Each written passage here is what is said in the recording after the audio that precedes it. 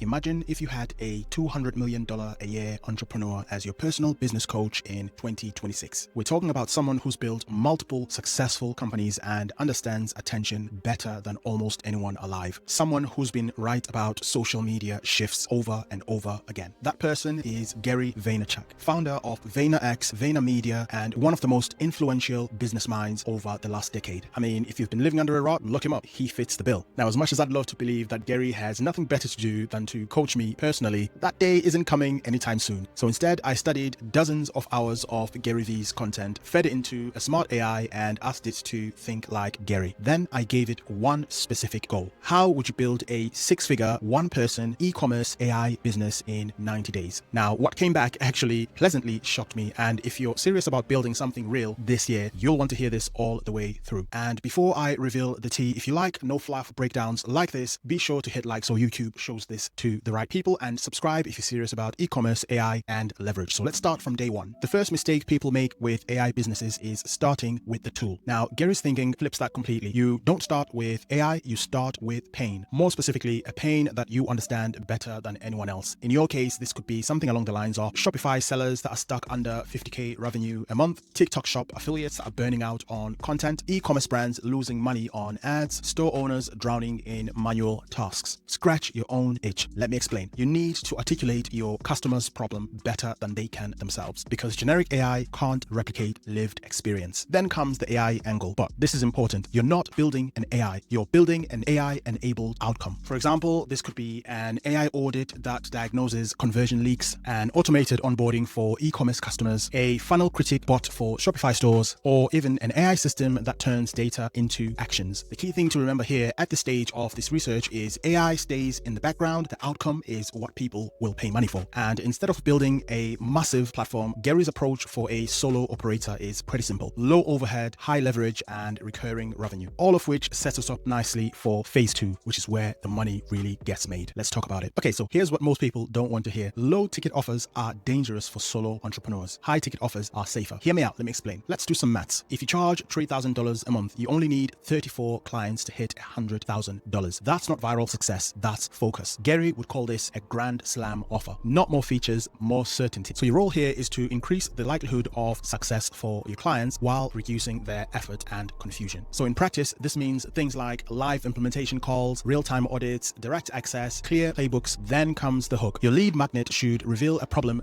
they did not know they had. So we're not talking about a PDF checklist. Think more along the lines of a site speed test, an ad account audit, a funnel tear down, something along those lines. Something that makes them say, oh, that explains why this isn't working. Once that clicks, selling stops feeling pushy. But absolutely none of this works unless you survive the next phase we're going to talk about, which is where most people quit. So based on the research that I've done, Gary V doesn't actually preach patience. He preaches volume. Because let's face it, success is boringly linear. You start very optimistic, reality hits, results lag, and then most people quit. Now, this framework's answer to that is something called the rule of 100, which you may have heard of before. Every single day, you complete 100 primary focused actions. This might be 100 minutes of content, 100 outbound messages, $100 in ads, or a mix of all three, depending on your current position. Now, as a content creator, your content is the targeting. Lean into things AI can't fake. Things like going live, Q&As, screen shares, building in public. Now, while you do this, you're quietly building influence using the SPCL framework. What does it stand for? Status, you control resources. Power, your advice works. Credibility, you show proof. Likeness, you're relatable. You don't need to look big. You just need to look useful. And if you survive this phase, something shifts, which leads to the final 15 days of our challenge. So the goal here is not a six-figure business that owns you. It's one that doesn't need you. Let me explain. To do that, you don't hire people, you remove yourself. And this, my friend, is where AI earns its keep. In practice, you could be using AI for community moderation, support responses, fraud checks, personalized marketing content, etc. Internal AI tools and agents can now handle the tasks that used to require entire teams. And then you do one final thing most people skip. You review the tape. Look at your top 10% content, your best sales conversions, your highest converting moments, and you do more of exactly that. Not reinvention, just refinement. So based on what we're seeing here, Gary Vee would hammer this home. Don't build alone. You need cheerleaders, people who don't ask you to quit when things get uncomfortable. Document, don't create. Film everything, the wins, the confusion, the mistakes. That's not content, that's trust. And trust is the real arbitrage. Building a six-figure, one-person AI e-commerce business is like mining for gold. You don't know if it's 1 inch away or 10 miles away, but if you stop swinging the pickaxe, the answer becomes guaranteed. AI just gives you a sharper tool. High ticket gives you leverage, and volume gives you odds.